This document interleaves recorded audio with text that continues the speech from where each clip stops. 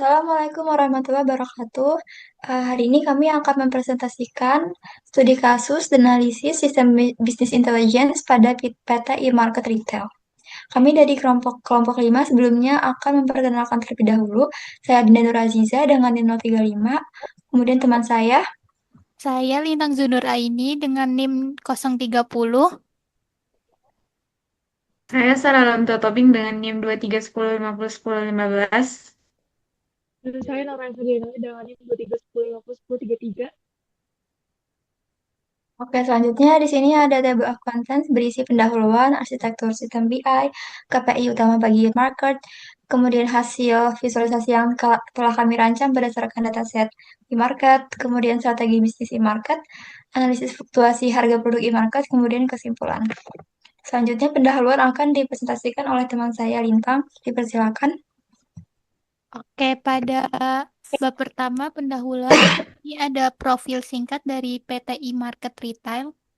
PTI Market Retail merupakan sebuah perusahaan retail berbasis e-commerce, namun tetap melayani pembelian secara daring maupun luring. Perusahaan ini berfokus pada penjualan berbagai produk kebutuhan sehari-hari.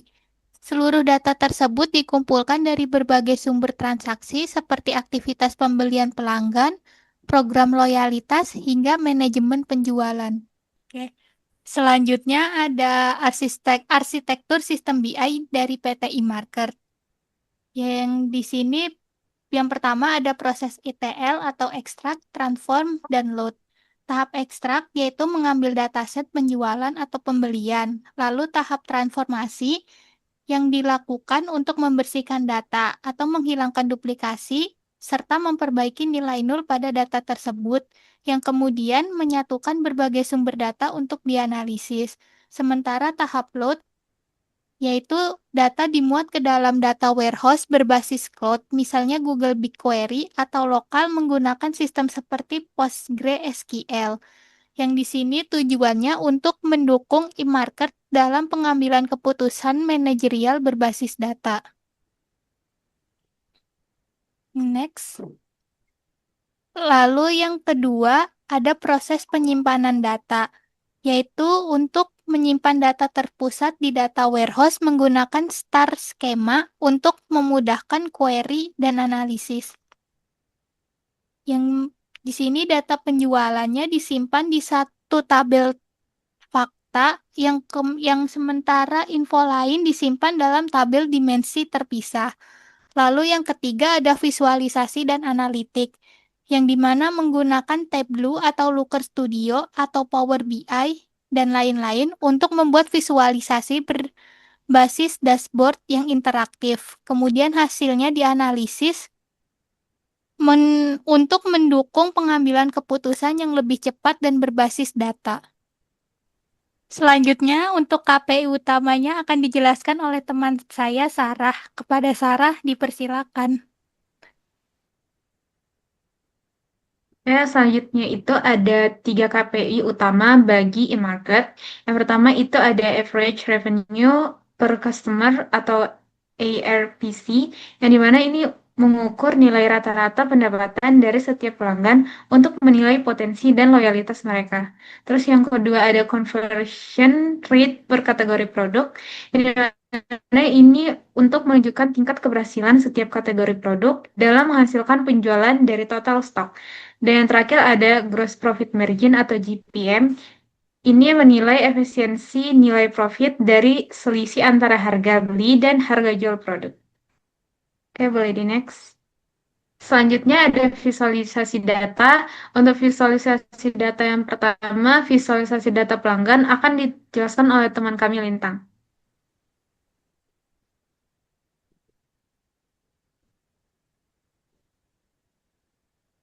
Oke, di sini ada visualisasi pertama, yaitu visualisasi persentase jumlah pelanggan berdasarkan jenis kelamin.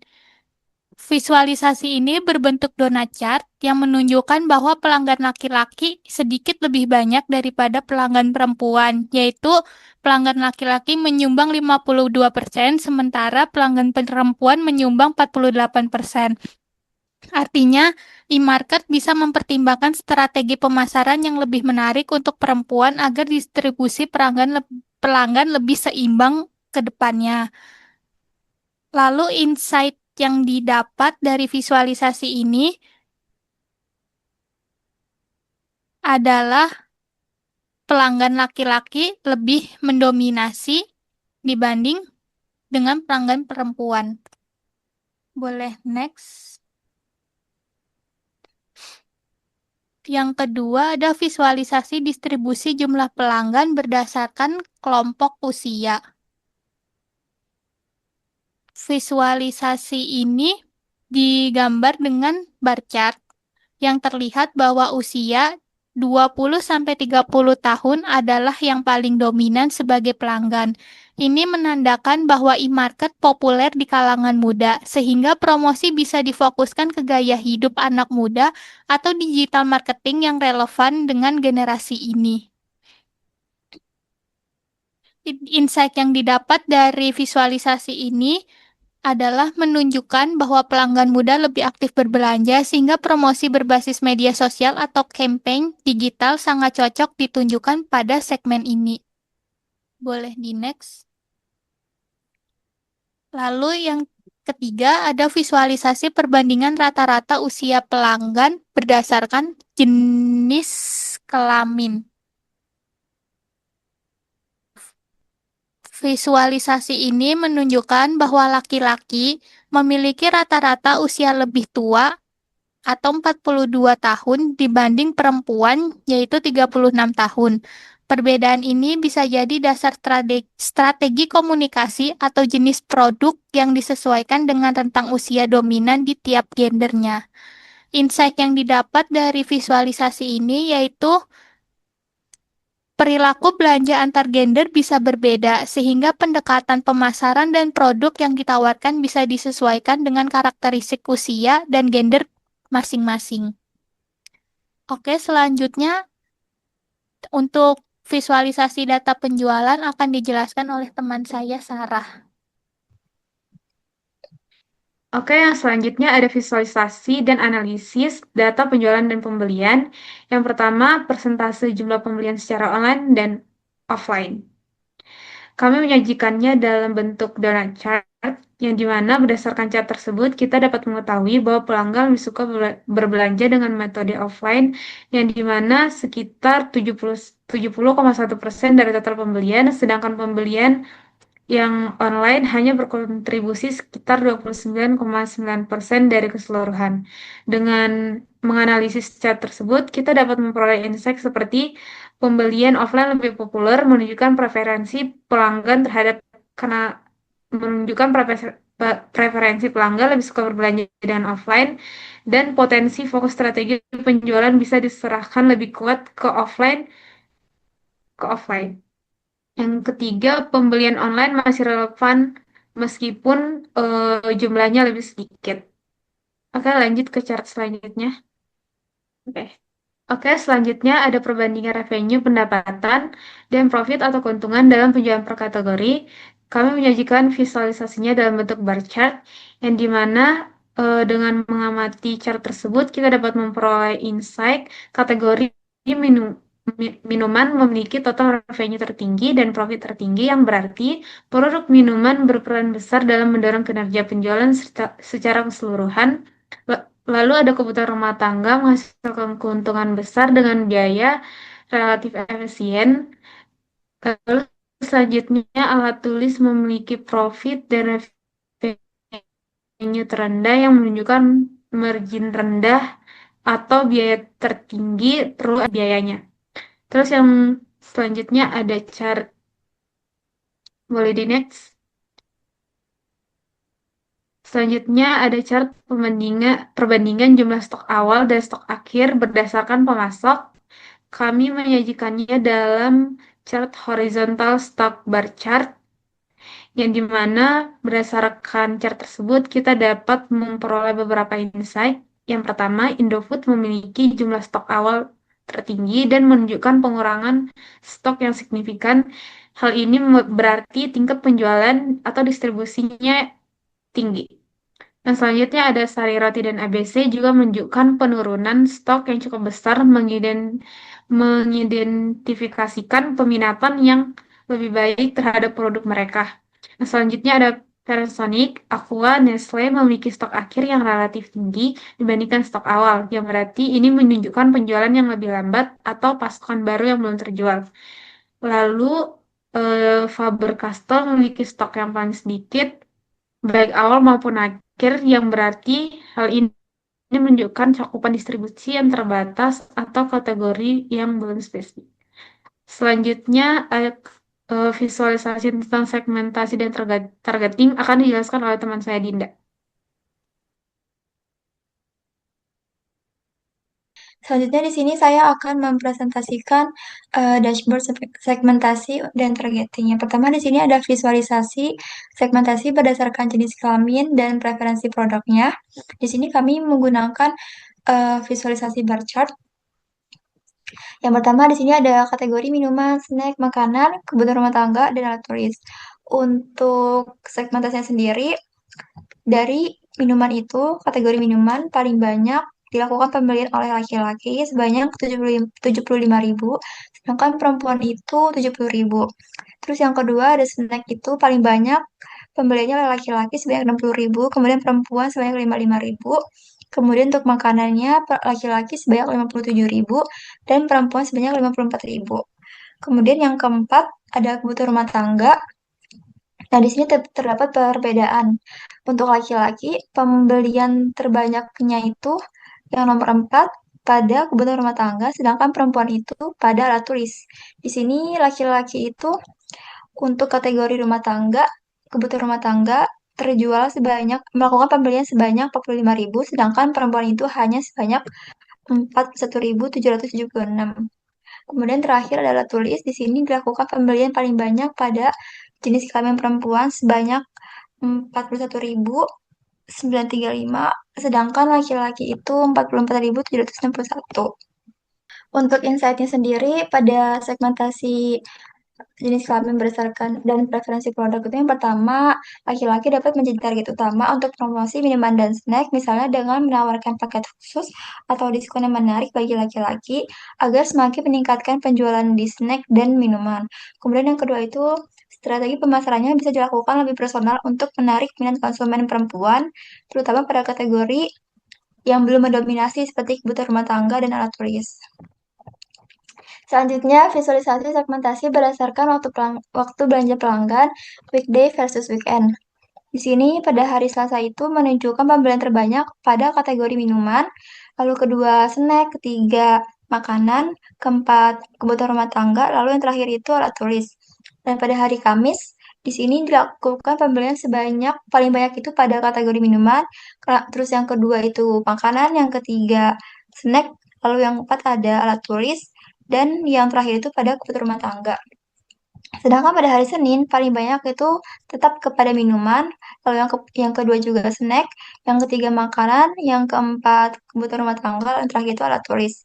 Sedangkan pada hari Minggu yang paling banyak itu makan minuman juga, lalu yang kedua itu ada snack. Namun di sini ada perbedaan selisih yang cukup sedikit pada snack dan makanan di hari Minggu, yaitu snack itu cuma 16.178, sedangkan yang makanan itu 16.124. Kemudian yang ketiga itu pada kategori alat tulis, dan terakhir itu pada kategori kebutuhan rumah tangga. Lalu pada hari Rabu di sini lagi-lagi pembelian terbanyak pada kategori minuman juga, lalu pada kategori snack yang kedua, yang ketiga pada kategori makanan, yang keempat pada kategori alat tulis, sedangkan terakhir pada kategori kebutuhan rumah tangga. Lalu pada hari Jumat di sini pembelian terbanyak juga pada minuman, yang kedua snack, ketiga makanan, keempat alat rumah tangga, lalu yang terakhir alat tulis. Pada hari Sabtu di sini lagi-lagi pembelian terbanyak pada kategori minuman, yang kedua snack, yang ketiga makanan, yang keempat kebutuhan rumah tangga, lalu yang terakhir alat tulis. Di sini terdapat insight pada segmentasi ini. Yang pertama bahwa promosi untuk minuman dan snack bisa ditingkatkan di akhir pekan atau hari Minggu karena permintaan yang tinggi. Lalu yang kedua, kebutuhan rumah tangga mungkin memerlukan strategi promosi berbeda, misalnya kayak diskon pada hari tertentu supaya ningkatin penjualan di akhir pekan. Selanjutnya yang terakhir di sini ada visualisasi targeting kelompok usia berdasarkan total pembelian, rata-rata total pembelian. Yang pertama di sini itu paling banyak pada kelompok usia 51 tahun sampai 60 tahun dengan rata-rata total pembelian itu 143.271. Lalu yang kedua itu ada kelompok usia pada usia 20 sampai 30 tahun dengan rata-ratanya itu 142.804. Kemudian yang ketiga itu pada kelompok usia 41 tahun sampai 60 tahun dengan rata-rata pembeliannya itu 142.605. Kemudian yang terakhir yang paling rendah itu pada kelompok usia 31 tahun sampai 40 tahun dengan rata-ratanya itu 120.216. Di sini terdapat insight tentang targeting ini bahwa yang pertama karena rentang usia ini memiliki yang pertama pada kategori usia 51 sampai 60 tahun dapat disimpulkan bahwa kelompok ini itu dapat menjadi target utama karena kelompok ini itu memiliki daya beli yang kuat dan kemungkinan besar lebih loyal untuk melakukan pembelian setiap satuan transaksinya. Karena itu kelompok ini mungkin dapat menjadi target utama untuk penawaran produk-produk dengan nilai lebih tinggi, program loyalitas eksklusif, atau layanan pelanggan yang lebih personal. Strategi pemesanan ini juga dapat difokuskan pada kualitas, kenyamanan, serta kemudahan transaksi. Kemudian, targeting yang kedua itu yang sekunder pada kelompok 41 tahun sampai 50 tahun dan targeting pada usia 20 sampai 30 tahun. Yang pertama, kelompok usia 41 tahun sampai 50 tahun ini bisa dilakukan dengan menonjolkan efisiensi, manfaat jangka panjang, dan paket bundling. Strateginya sendiri bisa dilakukan dengan promosi keluarga atau produk kebutuhan sehari-hari yang praktis sangat relevan untuk kelompok usia ini. Kemudian, pada usia 20-30 tahun sebaiknya dilakukan melalui pendekatan yang fleksibel dan trendy, seperti promosi melalui media sosial, terus diskon musiman, serta produk-produk yang bersifat trendy, inovatif, namun tetap terjangkau harganya. Kemudian terakhir uh, targeting tersier atau yang paling rendah, yang paling tidak terlalu diprioritaskan itu pada kelompok usia 31 tahun sampai 40 tahun, yaitu kelompok usia ini memiliki rata-rata pembelian paling rendah dibandingkan segmen lainnya. Hal ini mungkin bisa jadi disebabkan oleh prioritas pengeluaran yang berbeda, misalnya kayak kebutuhan rumah tangga atau anak. Untuk menjangkau kelompok ini, strategi targeting perlu difokuskan pada nilai ekonomis seperti cashback, diskon kuantitas atau produk, atau loyalty point. Itu saja pemaparan visualisasi dari kami. Selanjutnya akan beralih ke materi selanjutnya, yaitu analisis kemungkinan terjadinya churn yang akan dilakukan pemaparan oleh teman saya. Dipersilakan. Oke, selanjutnya ada analisis kemungkinan terjadinya churn, yang dimana yang pertama ada aktivitas pembelian cenderung stagnan, yang dimana data pembelian menunjukkan bahwa pelanggan melakukan transaksi dengan pola yang cenderung datar atau stagnan dari waktu ke waktu, sehingga bisa terjadi minimnya progresif engagement sebagai tanda awal dari turunnya minat pelanggan terhadap e-market.